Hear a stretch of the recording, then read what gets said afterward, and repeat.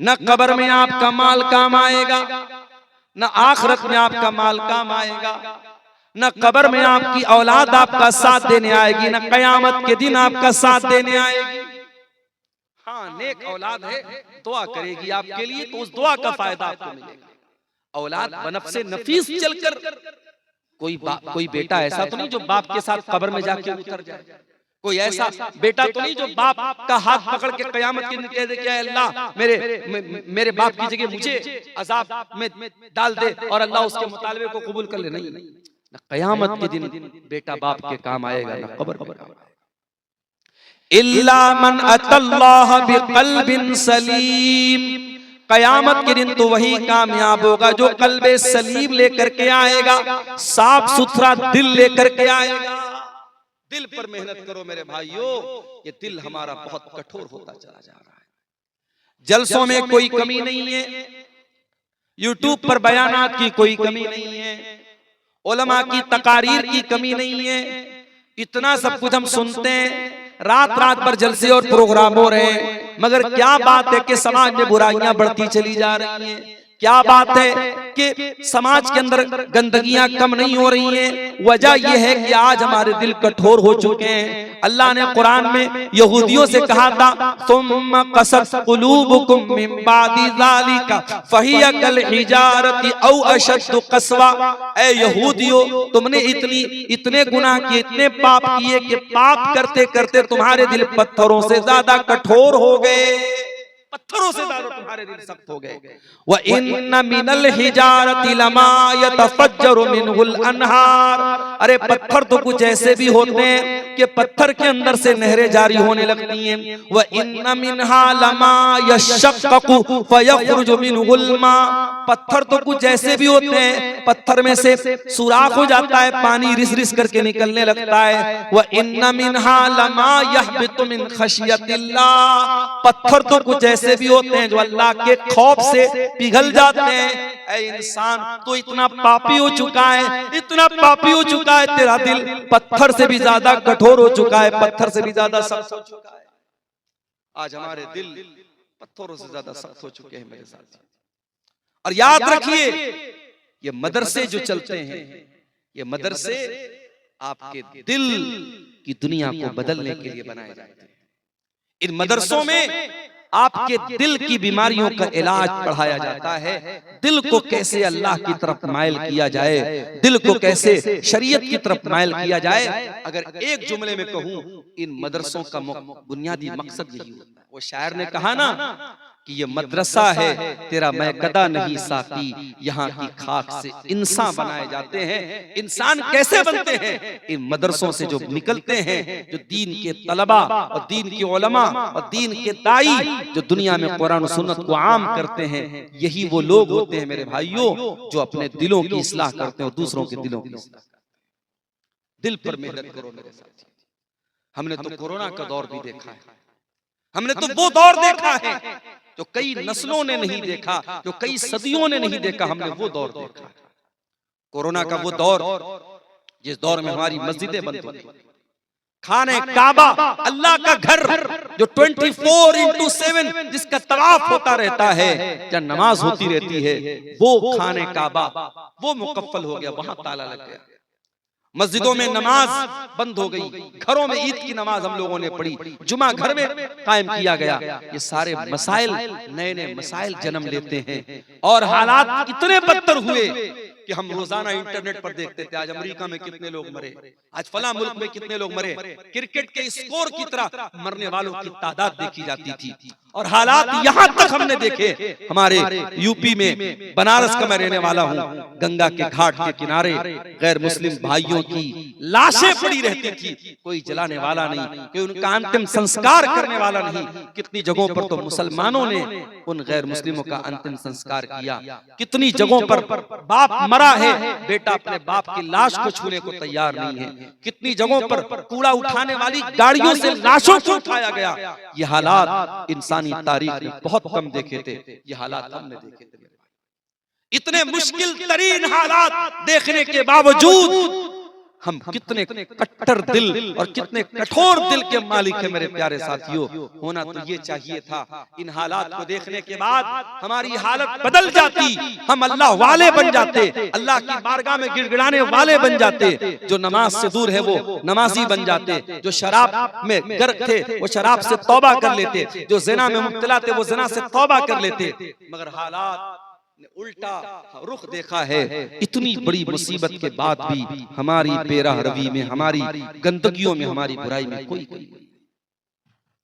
इसीलिए अल्लाह ताला कुरान करीम में कहता है, फलौला इज़ जाअहुम बासुना तदर्रउ वलाकिन क़सत क़ुलूबुहुम व ज़य्यन लहुमुश शैतानु मा कानू यअमलून। मेरे बंदो, जब मुसीबतें तुम्हारे ऊपर आई, जब बीमारियां तुम्हारे ऊपर आई, जब वायरस तुम्हारे ऊपर आया, होना तो ये चाहिए था कि तुम अल्लाह की बारगाह में तज़र्रो करते, गिड़गिड़ाते, अल्लाह से माफी मांगते, अल्लाह से तौबा करते। लेकिन तुम्हारे दिल तो कठोर हो चुके हैं, तुम्हारे दिल तो सख्त हो चुके हैं, और शैतान तुम्हारी बुराइयों को इतना सजा चुका है कि तुम्हें तौबा करने की तौफीक भी नहीं मिलती।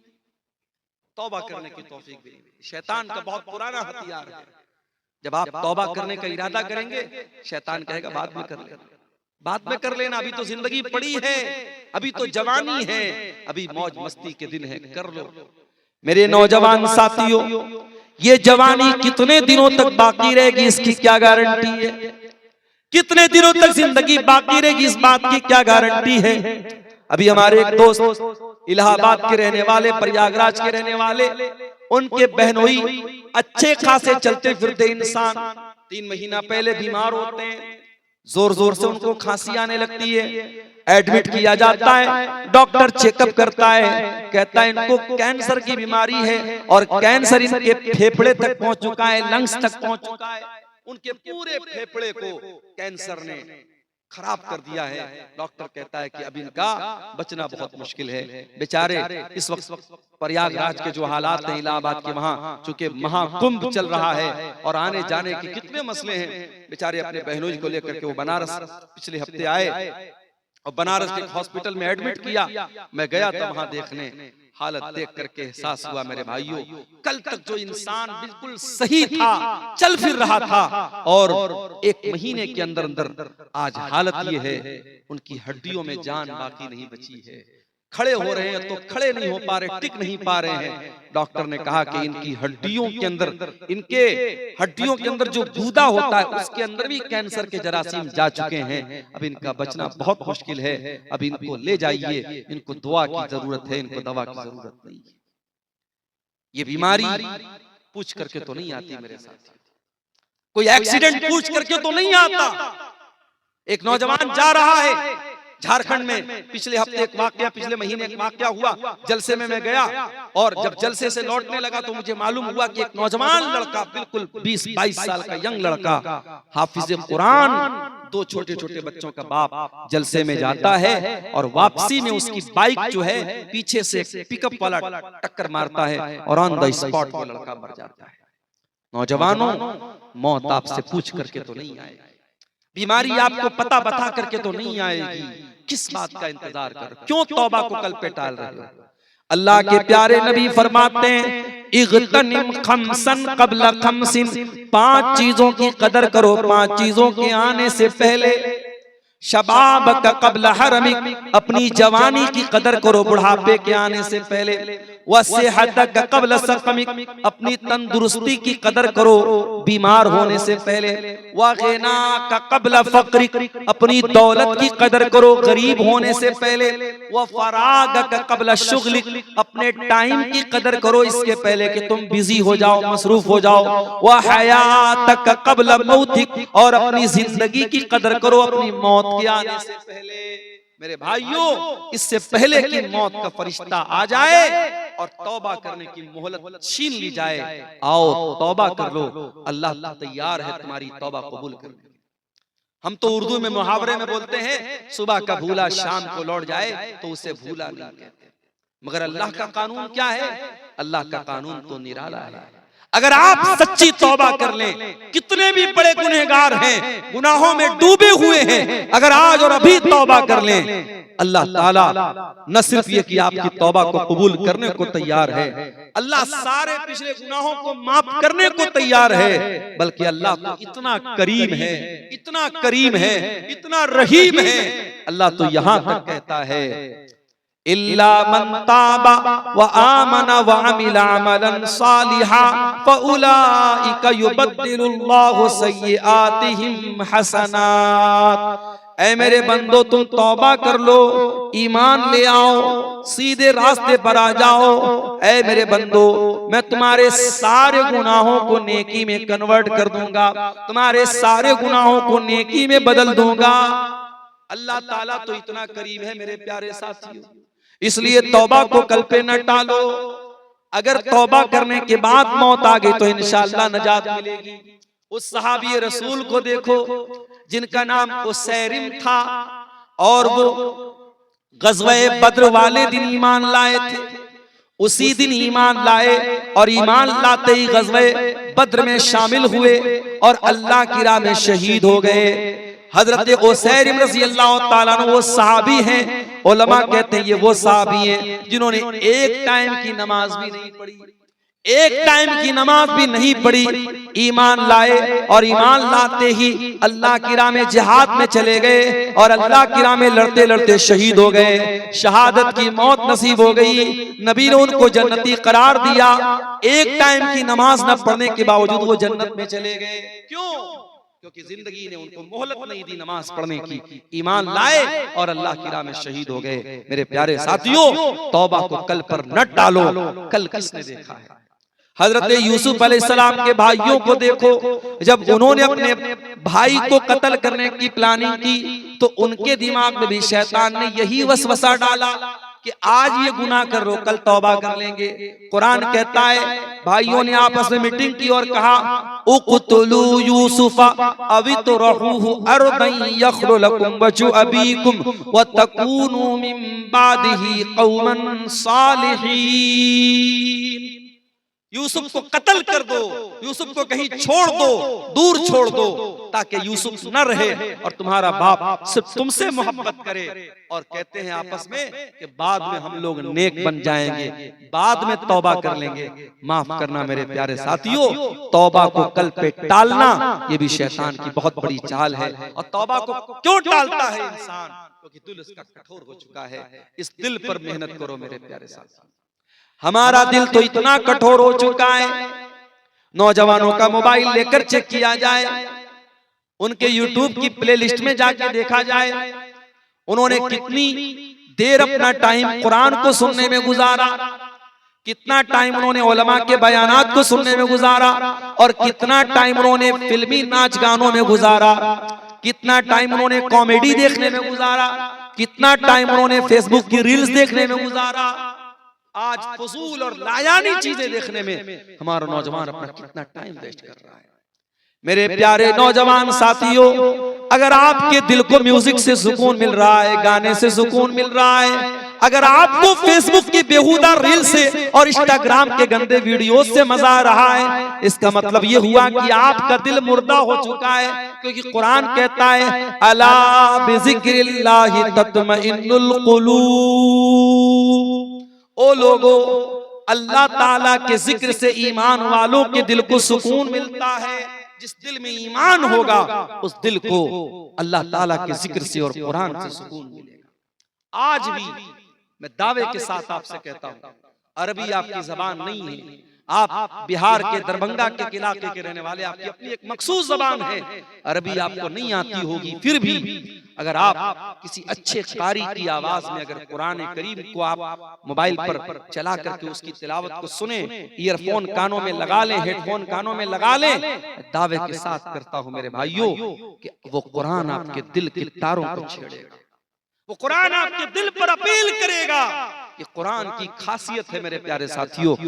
आज हम हरम में देखते हैं जब शेख अब्दुर्रहमान अस्सुदैस कुरान पढ़ते हैं, जब शेख शुरैम जब वो कुरान पढ़ते थे हरम में, अफ्रीका का काला भी है, अमेरिका का गोरा भी है, बंगाल का बंगाली भी है, इंडिया और पाकिस्तान का उर्दू हिंदी बोलने वाला भी है, मुख्तलिफ इलाकों के लोग हैं, जबानें अलग हैं, कल्चर अलग हैं, मगर जब कुरान पढ़ा जाता है, अजाब की आयतें आती हैं, शेख सुदैस भी रोने लगते हैं, शेख शुरैम भी रोने लगते हैं, और वो अरबी न जानने वाला भी जब वो कुरान सुनता है अपनी आंखों पर, उसको भी इख्तियार नहीं होता, वो भी रोने लगता है। ये कुरान वो किताब है मेरे साथ। इसीलिए अल्लाह इस किताब के बारे में कहता है, लौ अनज़लना हाज़ल कुरआन अला जबलिन लरअयतहु खाशियम मुतसद्दियम मिन खशियतिल्लाह।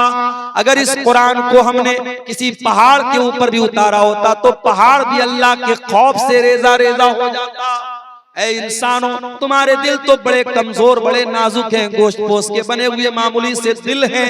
कुरान किसी पहाड़ पे उतरता तो पहाड़ भी चूर चूर हो जाता। तुम्हारे दिल की क्या हैसियत है? तो कुरान से अपना ताल्लुक जोड़ो मेरे प्यारे साथियों। कुरान आपके दिल को मोम बनाएगा, कुरान आपके दिल को नरम बनाएगा। मेरी प्यारी माओ बहनों, अफसोस की बात है आज आप भी कुरान से बहुत दूर हैं। आज बास खवातीन का फोन आता है, मौलाना साहब हम अपने मखसूस अय्याम में नापाकी की हालत में, जिन अय्याम में नमाज पढ़ना हमारे लिए मना है, उन अय्याम में हम कुरान पढ़ सकते हैं या नहीं? तो कान खोल करके सुन लें, जो सही मसला जो उलमाए मुहक्किकीन ने बयान किया है कि कुरान को टच करना हैज की हालत में औरत डायरेक्ट कुरान को टच करे, ये मना है। उसमें भी इख्तिलाफ है, लेकिन चलो जो ज्यादा राजी और मजबूत बात है वो यही है कि औरत अगर पीरियड में है तो डायरेक्ट कुरान को टच ना करे, मगर कुरान पढ़ने से मना नहीं किया गया। और आज मोबाइल पर आपको कुरान पढ़ने की सहूलत है। मेरी प्यारी माँ और बहनों, आपके पास कोई बहाना नहीं है, एनी टाइम जहां चाहे आप कुरान पढ़ सकते हैं। इस कुरान से अपना ताल्लुक जोड़ो। मेरे भाइयों, आपसे भी कहता हूं, मेरी बहनों आपसे भी कहता हूं, यही वो कुरान है। अम्मा आयशा रज़ी अल्लाह तआला अन्हा चाश्त की नमाज पढ़ रही हैं और इसी कुरान की तिलावत कर रही हैं, और कुरान पढ़ते पढ़ते जब अम्मा आयशा सूरह तूर की इस आयत पर पहुंचती हैं, फमन्नल्लाहु अलैना व वक़ाना अज़ाबस समूम, सूरह तूर की तिलावत करी हजरत आयशा, और इस आयत पर जब पहुंचती हैं कि जन्नती जब जन्नत में जाएंगे तो कहेंगे, ऐ अल्लाह तेरा एहसान है हम पर कि तूने हमको जहन्नम की आग से बचा लिया। जब अम्मा आयशा इस आयत पर पहुंची, उनके भतीजे कासिम बिन मोहम्मद उनसे मिलने के लिए आए। भतीजे ने देखा कि मेरी फूफी जान कुरान पढ़ रही है, सूरह तूर पढ़ रही है चाश की नमाज में, तो भतीजे वहां से चले गए। और बहुत देर के बाद मार्केट में सौदा सलफ लेने के बाद बहुत देर के बाद जब वापस आए, क्या देखते हैं मेरी फूफी जान उसी आयत को पढ़ती चली जा रही है और रोती चली जा रही हैं, अपने आंसुओं को दुपट्टे से पोंछती चली जा रही हैं। फमन्नल्लाहु अलैना व वक़ाना अज़ाबस समूम, ऐ अल्लाह तेरा एहसान है हम पर कि तूने हमको जहन्नम की आग से बचा लिया। हजरत आयशा इस आयत को पढ़ करके बार बार रो रही हैं। मेरे प्यारे साथियों, मेरी प्यारी माँ और बहनों, वो कुरान आज हमारे पास भी है। अगर अपने दिल की भलाई चाहते हो, अपने दिल को नरम करना चाहते हो, तो जरा कुरान से अपना ताल्लुक मजबूत करो और कुरान से जुड़ो। मेरे प्यारे साथियों, दिल की सख्ती को अगर दूर करना है मेरे प्यारे भाइयों, तो दुनिया में बहुत सारी चीजें जो जायज हैं, जायज चीजों को भी हद से ज्यादा उनसे ताल्लुक न जोड़ो। मिसाल के तौर पे खाना पीना पहनना जाहिर की जायज है, मगर आप इन जायज चीजों में भी जब हद से ज्यादा मुब्तला हो जाएंगे तो दिल कठोर हो जाएगा। जैसे बाज लोग क्या होते हैं, उनको हमेशा खाने ही की बात रहती है कि आज ये खाएंगे कल वो खाएंगे, तरह तरह के खाने पीने, यानी जिंदगी का मकसद क्या है? चटपटी चीजें खाना, खाना ही खाना उनकी जिंदगी का मकसद है। बाज लोगों को आप देखिए, सुबह को अलग कपड़ा पहन रहे, शाम को अलग कपड़ा पहन रहे, यानी कपड़े ही उनकी जिंदगी का मकसद है। बाज औरतों को देखिए, उनकी जिंदगी में कपड़े, मेरी अलमारी में इतने कपड़े हैं, मेरे वार्डरोब में इतने कपड़े हैं, कपड़ों को उन्होंने जिंदगी बना रखा है। याद रखो मेरे प्यारे साथियों, इस दुनिया से उतना ही ताल्लुक जोड़ो जितने की जरूरत है। असल तैयारी आखिरत की करो। दुनिया में अच्छा खाओ अच्छा पहनो मना नहीं है, मगर दुनिया को सब कुछ अगर समझ करके बैठ गए तो कुरान की वार्निंग भी सुन लो, बल तुतिरूनल हयातद दुनिया वल आखिरतु खैरुन व अबका। मेरे बंदो, तुम दुनिया की जिंदगी को तरजीह देते हो, दुनिया की जिंदगी को प्रायोरिटी देते हो, सब कुछ समझते हो, जबकि आखिरत की जिंदगी ज्यादा बेहतर और ज्यादा बाकी रहने वाली है। ये कौन सी अक्लमंदी है कि इस 40 साल की 50 साल की जिंदगी के लिए इतनी मेहनत हम करते हैं और उस परमानेंट जिंदगी के लिए हम कोई मेहनत नहीं करते। मैंने अपनी आंखों से देखा है लोगों को जिनको अपने सोने की चूड़ियों पर बड़ा नाज था, वो औरतें जब मर गई उनकी चूड़ियां किसी और के हाथों में चली गई। जिनको अपने बैंक बैलेंस पर बड़ा नाज था, अपनी दौलत पर बड़ा नाज था, अपनी सरकारी नौकरी पर बड़ा नाज था, आज दुनिया से चले गए। उनके बच्चे कहीं चले गए, उनकी बीवी कहीं चली गई, उनकी प्रॉपर्टी पर कोई और काबिज हो गया। मेरे प्यारे साथियों, ये दुनिया है, ये दुनिया है। वमल हयातुद दुनिया इल्ला मताउल गुरूर, ये धोखे का सामान है, ये धोखे का सामान है। बड़ी बेवफा है ये दुनिया। इस दुनिया ने आज तक किसी के साथ वफा नहीं की। अब्दुर्रहमान इब्ने औफ को देखो, कौन है अब्दुर्रहमान इब्ने औफ? नबी के बड़े जलीलुल कद्र सहाबी हैं, नबी के उन 10 सहाबा में शामिल है जिनको अल्लाह के नबी ने जन्नत की खुशखबरी सुनाई है। रमजान का महीना है, दस्तरखान लगा हुआ है, अब्दुर्रहमान इब्ने औफ इफ्तार करने के लिए बैठे हुए हैं। अचानक उनको जंगे उहद का एक मंजर याद आ जाता है। जंगे उहद में अल्लाह के नबी के एक सहाबी जिनका नाम मुसअब बिन उमैर था, वो शहीद हो जाते हैं। मुसअब बिन उमैर लंबे तड़ंगे बदन के मालिक थे। जब कफनाया जाने लगा तो कफन की चादर छोटी पड़ गई। उनके सर को ढांपा जाता था तो पैर खुल जाता था, पैर को ढांपा जाता था तो सर खुल जाता था। बड़ी मुश्किल से उनके सर को ढांपा गया और पैर के ऊपर इज़खिर घास को डाल करके उनको कब्र में डाला गया। अब्दुर्रहमान इब्ने औफ कहते हैं, ओ लोगो, मुसअब बिन उमैर अल्लाह के नबी के इतने जलीलुल कद्र सहाबी थे और इस हालत में उनको दफन किया गया कि उनको कफन की चादर तक नसीब न हुई। ये वो लोग थे जिन्होंने दुनिया में नेकी की और आखिरत में उसका बदला पाएंगे, और एक हम लोग हैं कि जो अपनी नेकी का मजा दुनिया में पा रहे, दुनिया में खा रहे हैं। इतना कहकर के अब्दुर्रहमान इब्ने औफ रोने लगे और दस्तरखान छोड़ करके चले गए।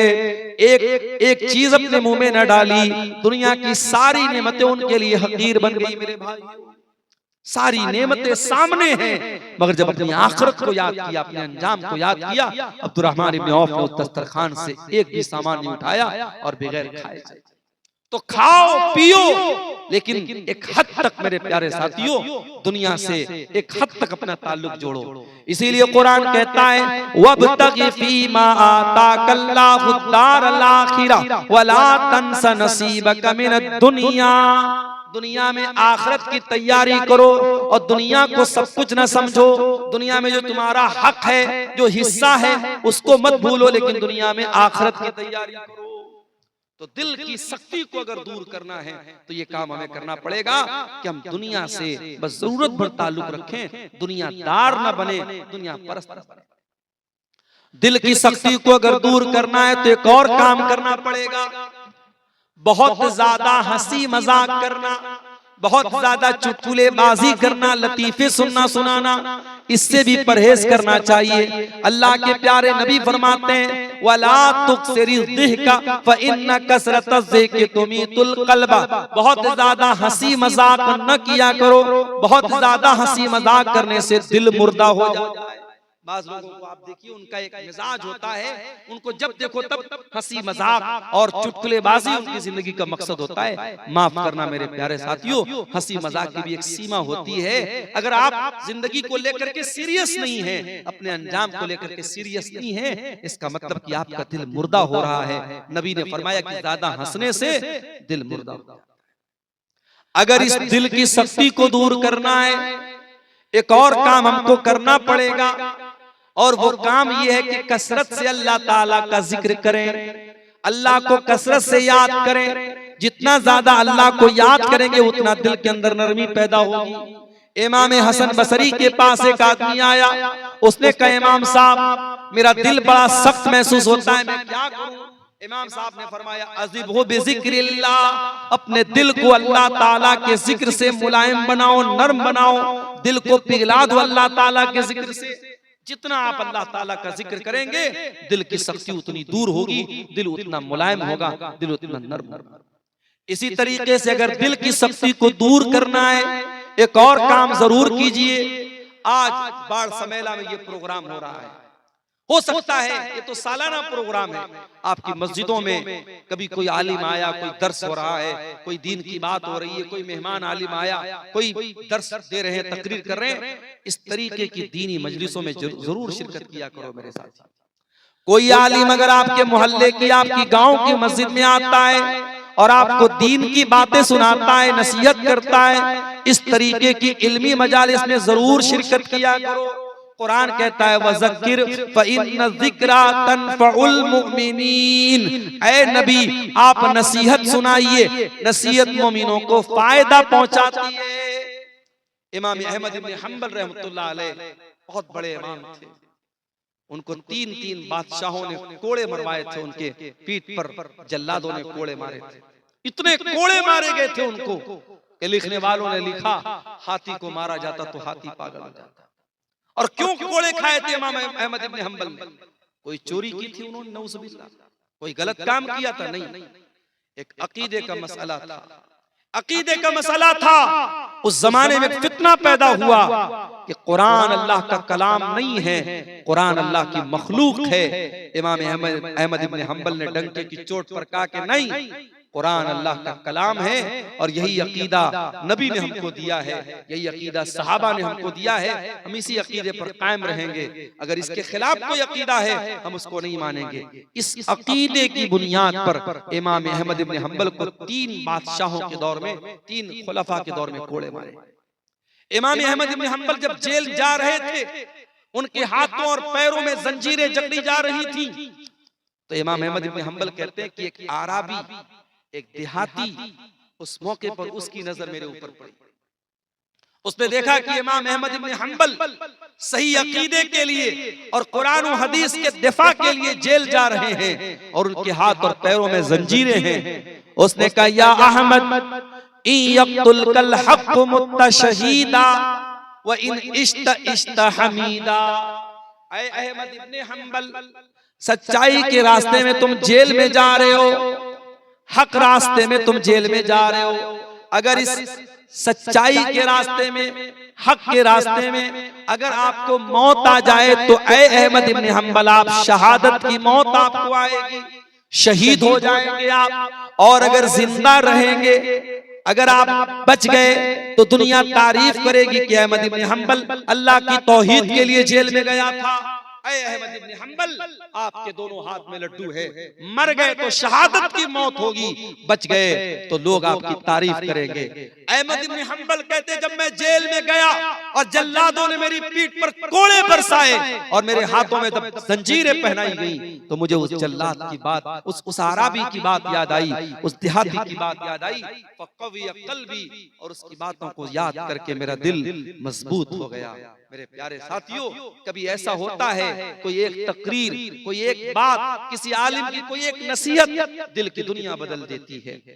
एक डाकू था जिसका काम था डाका डालना, जिसका काम था चोरी करना, लोगों के घरों में जाके चोरी करता था, डाका डालता था। उसे एक लड़की से मोहब्बत हो गई, उस लड़की से मिलने के उसके मकान की छत पे गया। रात का सन्नाटा था, दूर कोई अपने घर में बैठ के कुरान पढ़ रहा था और कुरान पढ़ते पढ़ते सूरह हदीद की आयत नंबर 16 उस तिलावत करने वाले ने तिलावत की और वो उस चोर और डाकू के कानों में वो आयत पड़ गई।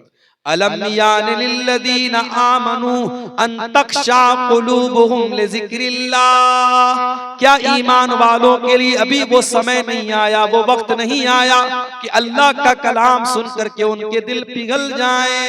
ये आयत उस चोर के कान में पड़ी, उस डाकू के कान में पड़ी। उसने कहा कि ऐ अल्लाह, अब वो समय आ चुका है, वो वक्त आ चुका है, ऐ अल्लाह मैं तौबा करना चाहता हूँ। वो वहां से निकला और एक दूसरी जगह पहुंचा जहां बहुत सारे लोग इकट्ठा थे और आपस में बातें कर रहे थे। वो जाकर के उनकी बातें सुनने लगा।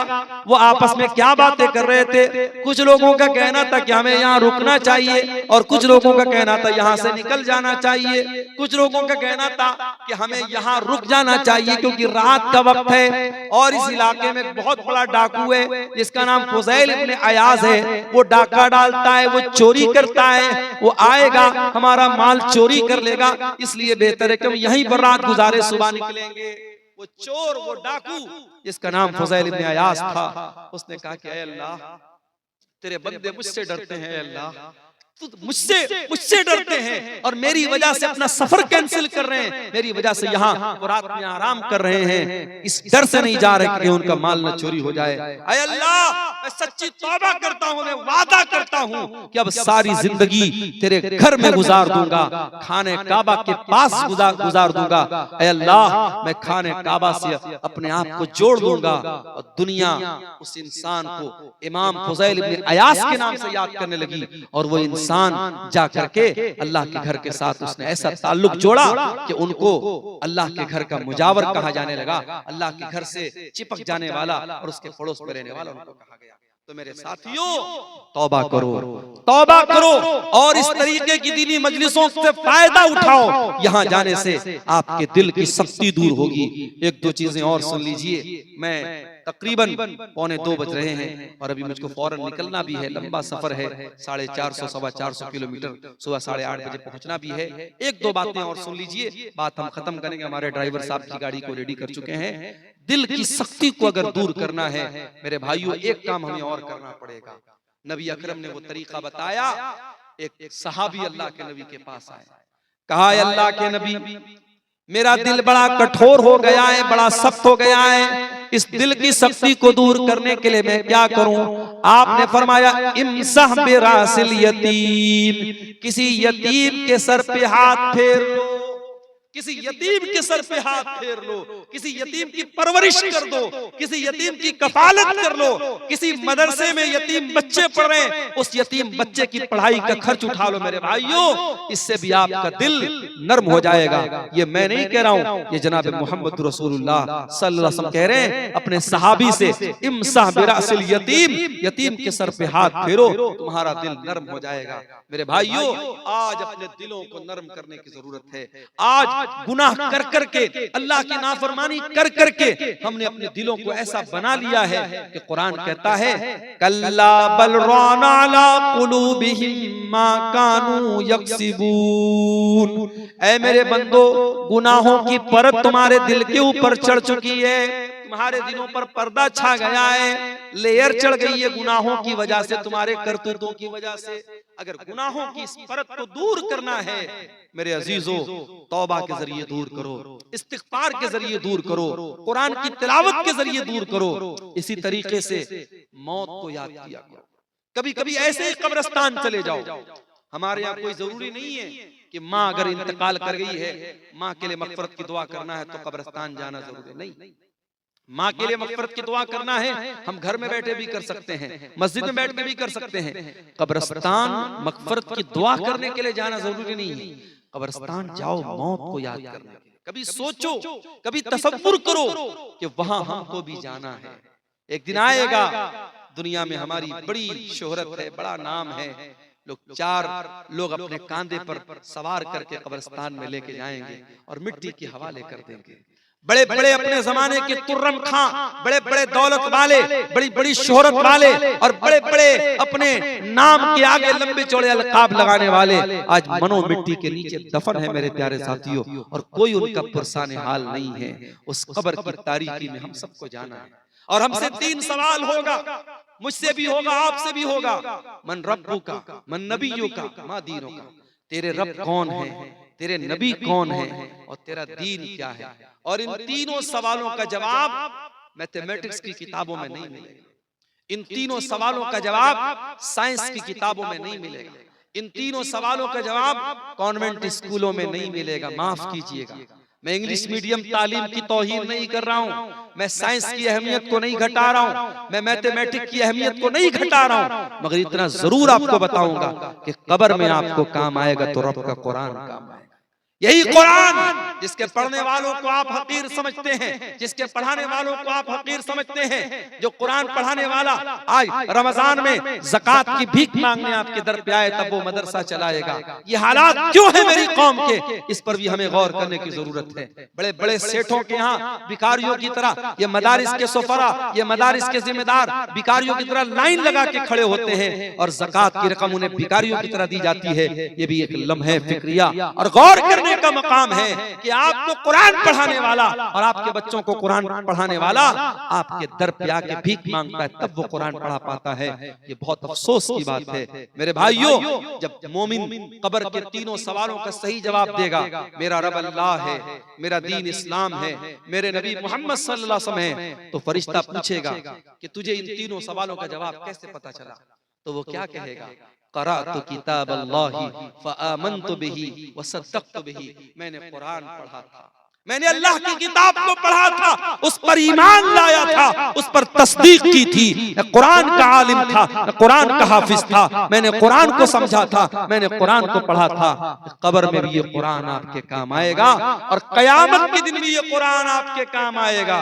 कयामत के दिन यौम यफ़िरुल मरउ मिन अखी व उम्मिही व अबी व साहिबतिही व बनी, न बेटा बाप के काम आएगा, न बीवी शौहर के काम आएगी, न भाई भाई के काम आएगा, लेकिन कुरान वहां भी आपके काम आएगा। नबी अकरम फरमाते हैं, इक़राउल कुरान फ़इन्नहु याती यौमल क़ियामति शफ़ीअन लि अस्हाबिही, कुरान पढ़ा करो, कुरान कयामत के दिन सिफारिश करेगा तुम्हारे लिए, तुम्हारे हक में अल्लाह ताला से लड़ेगा।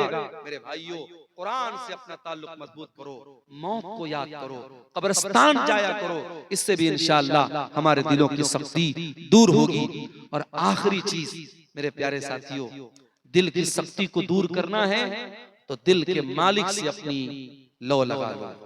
दिल का रिमोट कंट्रोल अल्लाह के हाथ में है, दिल का मालिक अल्लाह है। अल्लाह जब तक नहीं चाहेगा आपका दिल हिदायत पर नहीं आ सकता, आपका दिल सही रास्ते पर नहीं आ सकता। और जिस दिन अल्लाह चाहेगा बड़े से बड़े गुमराह इंसान को अल्लाह ईमान की तौफीक दे देगा। बड़े बड़े बॉलीवुड के और हॉलीवुड के फिल्मी हीरो और हीरोइन जिनकी सारी जिंदगी नाच गाने में गुजरी, जिस दिन अल्लाह ने उनको हिदायत देनी चाहिए, हिदायत के रास्ते पर आ गए। और जिसके दिल को अल्लाह ताला ने हिदायत से महरूम कर देना चाहा, वो मुसलमान था, मुर्तद हो गया। कोई अपने आप को कल तक मुसलमान कहता था, आज काफिर हो गया, मुशरिक हो गया, और आज दूसरों के दर पे जाके सर झुकाने लगा। इसलिए दिल के मालिक से अपना ताल्लुक जोड़ो। और एक दुआ सिखा रहा हूँ, और ये दुआ हमारे प्यारे नबी जनाब मोहम्मद रसूलुल्लाह सल्लल्लाहु अलैहि वसल्लम कसरत से पढ़ा करते थे। या मुक़ल्लिबल क़ुलूब सब्बित क़ल्बी अला दीनिक, ऐ दिलों के पलटने वाले मेरे दिल को अपने दीन पर साबित कदम कर दे, मेरे दिल को अपने दीन पर जमा दे। ये दुआ कसरत से पढ़ा करो, इंशाअल्लाह ये जो है आपको ये दुआ काम देगी।